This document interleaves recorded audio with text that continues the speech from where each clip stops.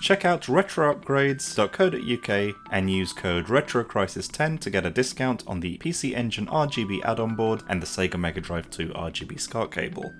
Welcome to Retro Crisis. In today's video I'll be sharing my top 10 PC Engine games, and some of these games were also released for the TurboGrafx 16. Across both platforms there were hundreds of games released, so whittling it down to 10 was actually not an easy feat. And I've also made it much more difficult for myself by limiting my choices to one game per franchise, as I didn't want the list to be full of Bonk games. Hopefully this list will also prove to be a good starting off point for those of you that might not be familiar with the PC Engine or TurboGrafx 16. Anyway, I hope you enjoy my selection. Let's begin. Now, I'm not the biggest sports fan, but Final Match Tennis is actually quite fun to play, and that's mostly down to its easy to learn pick up and play control scheme. Most tennis games would live and die by their responsiveness and button input latency, and thankfully Final Match Tennis is very forgiving in that department. Here you can select one of 16 characters, none of which I recognise because the text is all in Japanese, and then you can select which type of court you'd like to play on. For example, you could play on grass or clay. I'm not going to pretend to be a tennis expert because I'm not. I've never even sat through a live match. But for a total novice like me, Final Match Tennis is seriously easy and fun to play. You can even use a multiplayer adapter to connect up to 4 controllers, so you can play a doubles match. While the original Galaga may seem primitive by today's standards, there is a kernel of a great game at its core. Galaga 88 or Galaga 90, depending on which region you're in, gives the original Galaga a new lick of paint and an updated soundtrack to help make Galaga much more appealing to modern audiences of the late 80s. So do expect the same single-screen vertical shooting action, but each of the enemies look much better and all the sprites have improved animation too. The PC Engine and TurboGrafx 16 both have games you'd consider to be much better shooters, but I've just got a massive nostalgic soft spot for Galaga. If you've ever played modern games like Advanced Wars, then Nectaris or Military Madness will look very familiar to you. The game takes place on a single screen which is divided into a grid layout, and it's your job to move troops around the grid, placing them into strategic positions to get the best attacking advantage over enemy forces. It's all turn-based, and there's a lot of chess-like strategy involved. And once you're done facing off against the computer, you can face off against a friend in 2-player mode. Ninja Spirit is based on the original arcade game Saigo no Nindo. Ninja Spirit is a side-scrolling platformer in which you need to get yourself through each level whilst combating enemy hordes. Initially it's frustratingly difficult, but with a bit of practice and commitment, you're actually in for a really good time. The extra power-ups help a lot, especially when you begin collecting ninja ghosts to assist you. One of the highlights of the game for me are definitely the huge boss battles.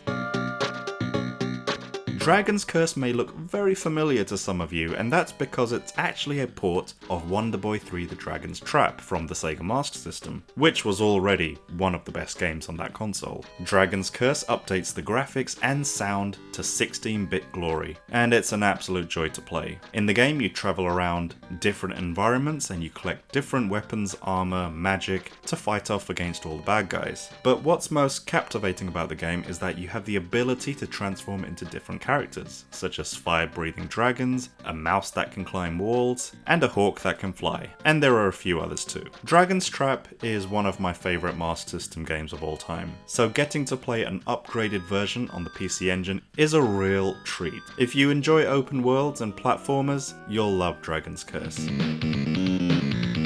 Now, what can I say about Street Fighter 2 that hasn't already been said a million times before? Well, this is hands down the best fighting game on the PC Engine. It's a superb port of the Champion Edition version of Street Fighter 2. The graphics are comparable to the Mega Drive version, while the sound is a tiny bit of a downgrade, but still an incredible effort. At least compared to the World Warrior on the Super Nintendo, the PC Engine version of Street Fighter 2 has the barrel breaking stage, and way more character voice audio samples. But sadly the game suffers from the same issue the Mega Drive version does, the severe lack of attack buttons on the controller. So it resorts to the same tricks, where if you want to switch between punches and kicks, you'll have to press the select button. Or like the Mega Drive version, you can just go and purchase a 6-button controller. But despite all that, Street Fighter II Champion Edition is a joy to play.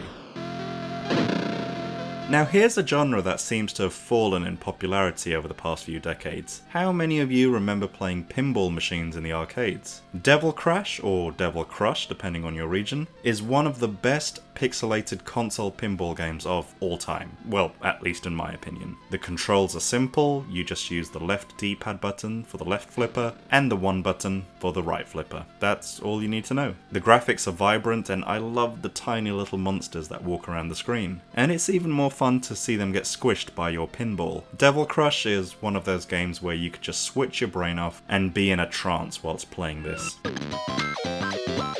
Some of you might recognise Bomberman 94.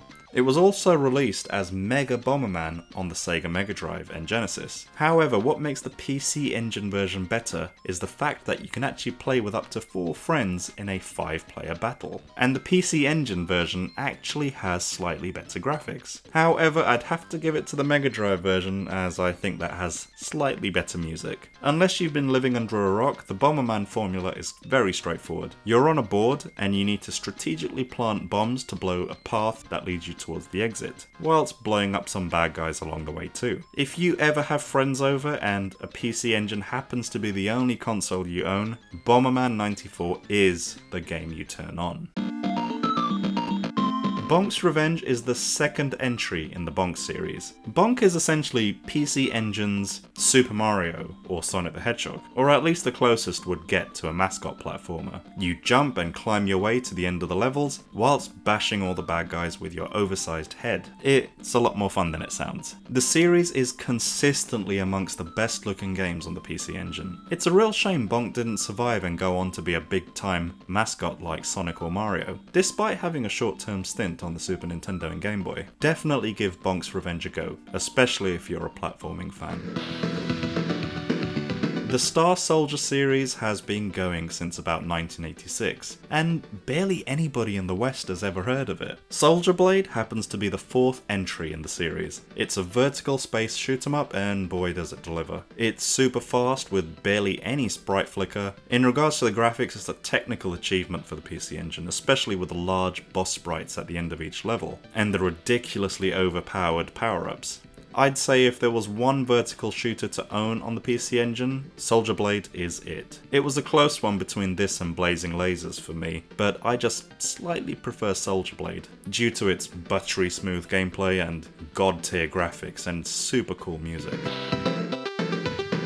Anyway, that was my top 10 PC Engine games of all time. Let me know your thoughts in the comments. Were there any games I missed, or maybe some that I should have swapped out for something different? I hope you enjoyed this video. This has been Retro Crisis, thank you for watching.